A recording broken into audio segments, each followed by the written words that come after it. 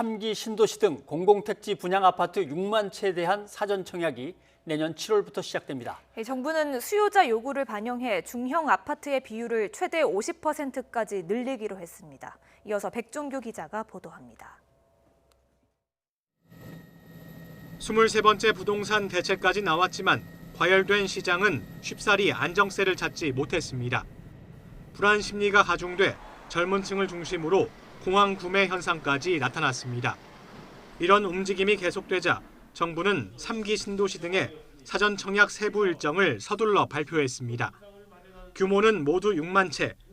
먼저 내년 7월 인천 계양을 시작으로 남양주 진접 2지구와 성남 복정지구 등의 사전 청약 물량이 공급되고 9월에서 10월에는 남양주 왕숙 2지구와 성남 낙생 등에 11월에서 12월에는 하남 교산과 고양 창릉 등에서도 사전 청약이 진행됩니다. 2022년에는 규모가 비교적 큰 남양주 왕숙과 서울 용산 정비창 등에서도 사전 청약이 예정돼 있습니다.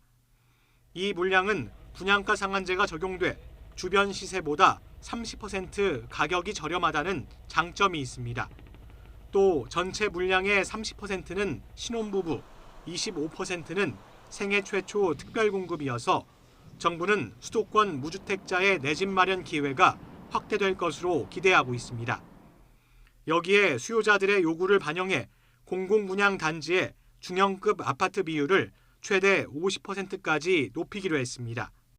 그간 공급이 미비했던 60제곱미터 초과 85제곱미터 이하 면적의 공공분양주택 비율을 최대 50% 수준까지 지역 여건에 맞추어 확대해 나가겠습니다.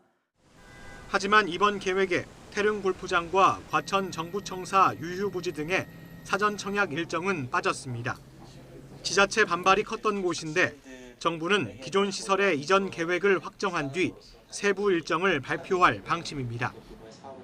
밑그림이 아직 그려지지 않은 상태에서 사전 청약 일정을 발표하기가 쉽지 않은 상황입니다.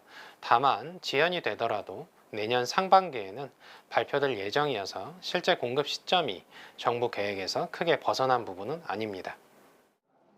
또 이번 계획으로 사전 청약 대기 수요가 늘면서 수도권 전세시장 불안이 여전할 것으로 예상돼 추가 보완책 마련도 필요한 상황입니다. YTN 백종규입니다.